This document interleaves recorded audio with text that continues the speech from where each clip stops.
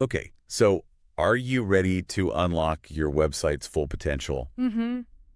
Because today we are diving deep Let's do it. into SEO. Okay. We've got like a treasure trove of resources here from an SEO specialist, Yeah. resumes, client plans. We even got blog posts. Wow.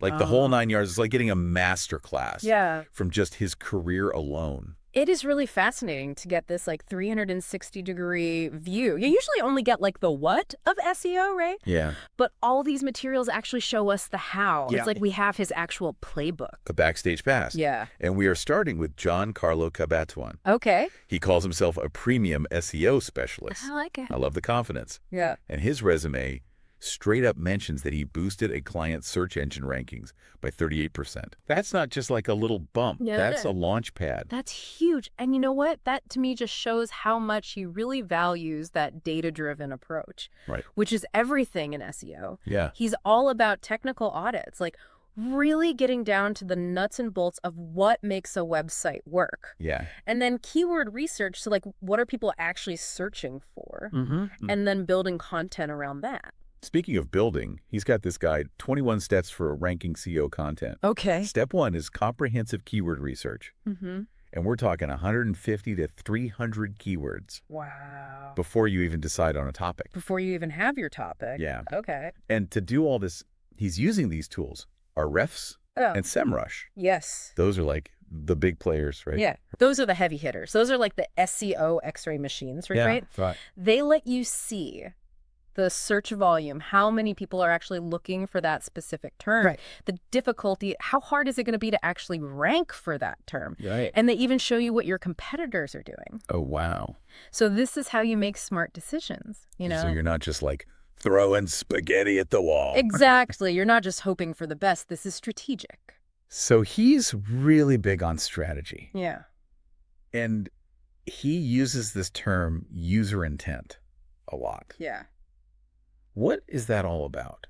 So think about it this way. Okay. Imagine someone goes to Google and they search for best running shoes for flat feet. Okay. Now, they're not just looking for any running shoes, right? They have a But specific need. they've got flat feet. Exactly. So understanding that why behind the search, that's what user intent is all about. Okay, so how does he actually use that? Give me an example. So instead of just going after the general term running shoes, Mm-hmm. which is super broad, right? Right. He would use what's called a long tail keyword, something like best running shoes for flat feet arch support. Oh, so it's way more specific. Longer, more intentional, hence long tail. And the person searching that is much more likely to be ready to buy. Right. They're not just browsing at that point. Exactly. And to really grab their attention from the get-go, he's even using ChatGPT Oh, wow. to craft those first few lines, that really hook you in. And he specifically mentioned using this copywriting formula called PAS, Problem, Agitate, Solution. Okay, so get to the point, hit them where it hurts, and then you offer the cure. Yeah, it's about understanding human psychology, right? Smart. But it's not all AI tricks, right? Okay. He puts a huge amount of emphasis on link building. Okay. We see this in his action plans that he created for these clients, like Rapid Sense and aviation charters. He really emphasizes finding those websites that would actually make sense to link back to them. Okay. High quality, relevant sites, not just any random links. It's got to be strategic. Exactly. It's like getting endorsements from the best in your field. Right. It's all about who you know in the SEO world. Mhm. But how do you actually get these websites to link back to you? Isn't that like the hardest part? Right. You can't just demand a link, Yeah. right? So what he does is he actually provides his clients with templates for outreach emails. Okay. So think of it as a friendly, persuasive little note that you would send to the owner of that website. And he doesn't want them to go in empty-handed, right? Right.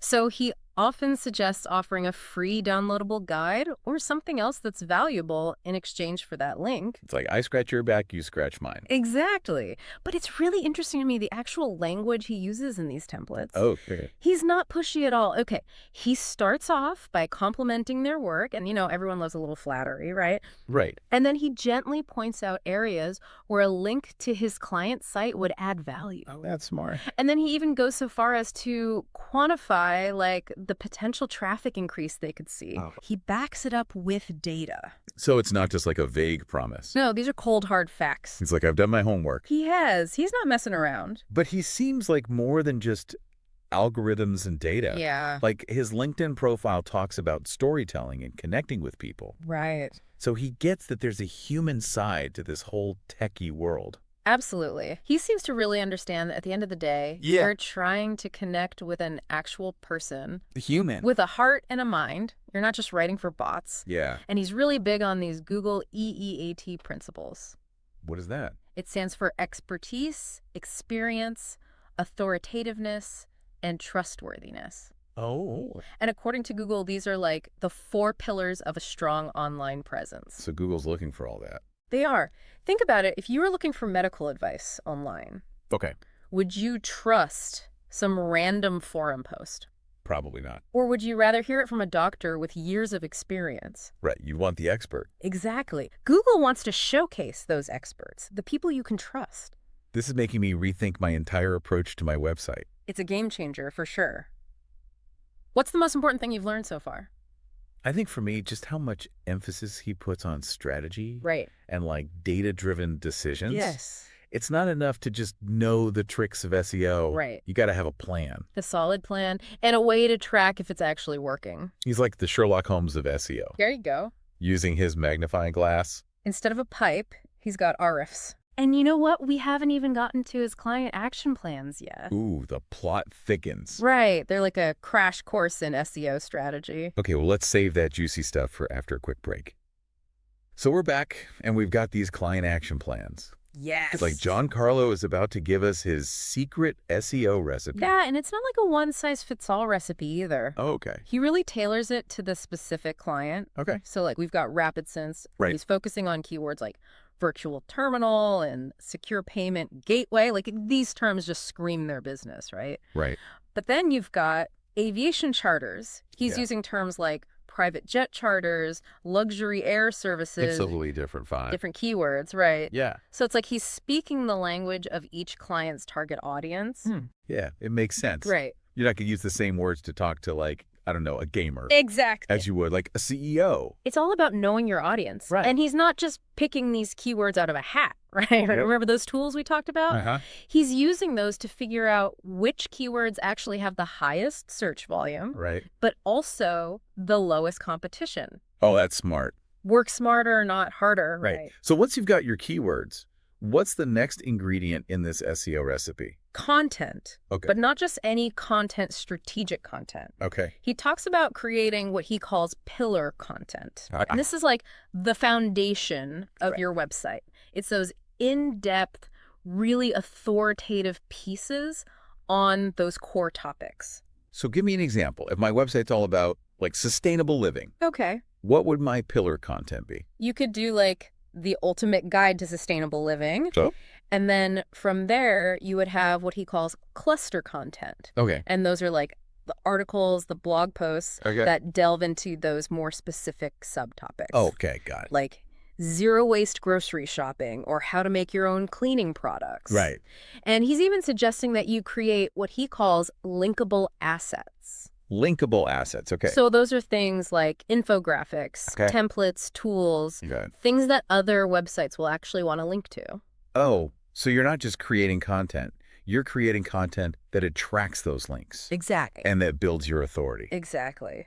And speaking of authority, those EAT principles, they're like woven into every single part of his content strategy. So Google really wants to see that you are the expert in your field. They want proof, right? Right. So it's not enough to just say you're an expert. Right. You got to show it. Show, don't tell. Exactly. So he tells his clients to showcase things like client testimonials, case studies, Okay. industry awards, anything that says, hey, we know what we're doing. Right. And when it comes to the actual writing, Okay. he's all about making it super user-friendly. Because nobody wants to read a big wall of text. No one. You'll lose people immediately. So use headers, bullet points, visuals, anything that makes it easy to read.